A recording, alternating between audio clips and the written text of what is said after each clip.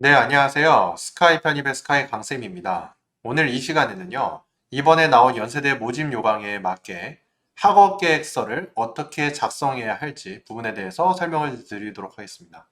특히 이번에는요, 연세대가 자기소개서가 사라지고 학업 계획서만 작성해서 제출하는 만큼 새롭게 바뀐 항목에 대해서 함께 살펴보며 어떻게 작성해서 제출하시는 게 평가가분들이 좋아하실 수 있는지, 그리고 어필이 잘 될 수 있는지에 대해서 말씀드리도록 하겠습니다.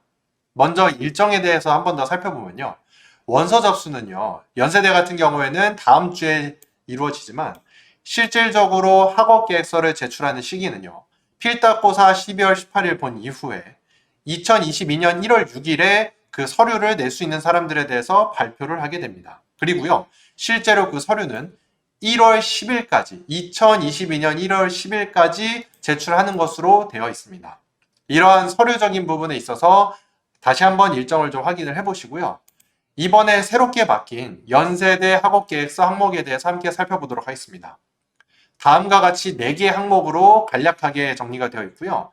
1번 지원 동기와 학업적 노력, 그리고 2번 대외활동 스펙과 그것이 지원 전공에 연계할 때 어떻게 공부적 경험 그리고 의미를 가질 수 있는지, 그리고 세 번째 편입한 이후에 학업계획 그리고 향후 너의 졸업 이후의 진로계획을 얘기하여라.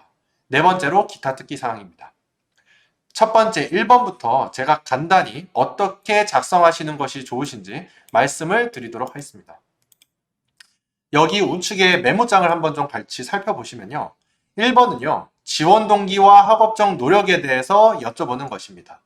대부분의 분들이요. 편입을 지원을 하시고 연세대를 지원을 하시는 데 있어서 왜 연세대 편입을 해야 하는지, 그리고 그 예시가 경영학과면 왜 연세대 경영학과로 편입을 해야 되는지에 대해서는 정작 구체적인 이야기를 하지 못하고 있습니다. 대부분의 분들이요. 내가 이러한 공부에 갈증이 있었고 내가 그래서 편입을 준비해서 연세대 편입에 준비 지원하게 되었다. 라는 부분들이요. 물론 그렇게 잘 보이고 이상이 없어 보일 수 있지만 조금 더 깊숙하게 따져보면 그게 왜 굳이 연세대 경영이어야 하는지가 나와 있지 않는다라는 것입니다. 예를 들면 그게 고려대 경영일 수도 있고요.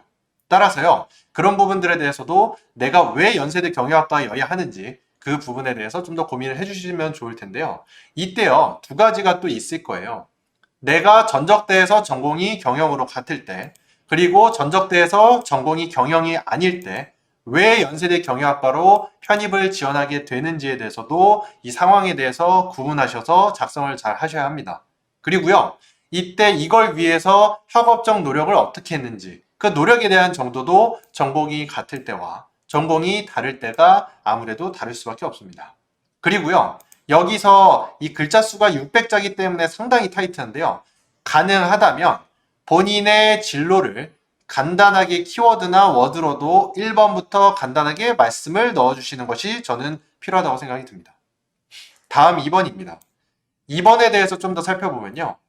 이런 학업 외에 대학 시절 활동에 대한 부분과 그것이 지원 전공에 대해서 공부를 할 때 어떻게 연계가 될 수 있는지에 대한, 어떻게 의미가 있는지에 대한 부분입니다. 먼저요. 예시를 좀 들어볼게요.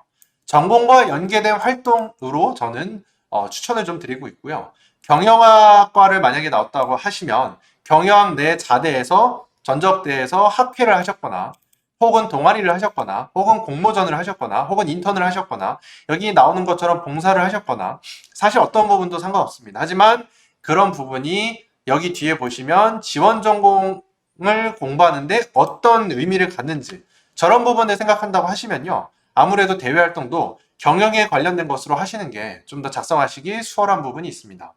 만약에 전기전자나 생명과 같은 이공계열이라면 학회, 이것도 뭐 생명학회일 수도 있고요. 뭐 반도체 학회일 수도 있고요. 학교 전적대 내에 있는 학회나 혹은 동아리, 혹은 이과 같은 경우에는 이제 추가적으로 프로젝트를 친구들끼리 모여서 하는 경우들도 있습니다. 뭐 캡스톤 프로젝트일 수도 있고요. 혹은 학부 연구생을 하신 또 경험이 있으면 저 부분에 대해서 살리시면서 그 내용과 결과를 일부 기술해 주시고 지원 전공에 대해서 어떻게 연결이 되고 어떻게 의미를 갖는지에 대해서 작성을 해주시기 바랍니다. 다음은요. 3번입니다. 본교 편입한 후에 학업계획과 진로계획에 대해서 물어보는데요. 일단 600자가 얼마 되지 않기 때문에요. 전공 공부에 대한 기본적인 계획을 말씀하실 때 성실하게 공부에 집중한다라는 내용이 먼저 들어가 주시는 것이 좋습니다. 그리고 이후에요. 학과에서 내가 편입한 학과의 학회라든지 동아리라든지 여러 세미나들이라든지 이런 것에도 적극적으로 참여를 하시면서요. 진로 계획에 대해서 얘기를 하실 때요. 대부분 이 부분이 깊게 생각 안 하시는 분들이 많습니다. 물론요. 뭐 경영학, 뭐 데이터 전문가 혹은 생명공학 전문가 이렇게 얘기할 수도 있지만요. 이거는 어떻게 보면 고등학교 수준의 자기소개서고 생명공학 연구자라고 하면요. 그 안에서도 면역에 대한 건지 암에 대한 건지 DNA 관련된 건지 아니면 생물 바이오 정보에 대한 건지 다양한 부분들이 있는데요. 그런 세부적인 분야까지도 본인의 색깔로 조금 넣어주시는 것이 중요하고요. 단순히 대기업으로 취업하고 말겠다라고 끝나는 것이 아니라 어떤 분야에서 어떻게 영향력을 구체적으로 미치는 사람이 되기 위해서 나는 이러한 진로 계획을 잡고 있다라고 간단하고 임팩트하게 600자 내로 작성을 해주시면 됩니다. 다음은요. 기타 특기 사항인데요. 기타 특기 사항에는요. 제가 몇 가지 예시만 좀 들어드릴게요. 첫 번째는요. 자신의 능력을 추가적으로 어필할 수 있는 부분을 작성하셔도 괜찮습니다. 혹은요. 본인의 가치관을 통해서 나는 어떤 가치관을 갖고 있고 이것이 내가 앞으로 살아가는 데 있어서 어떻게 영향을 미칠 것이다 라는 학생만의 특징을 그런 단어나 문단으로 표현을 하셔도 괜찮고요.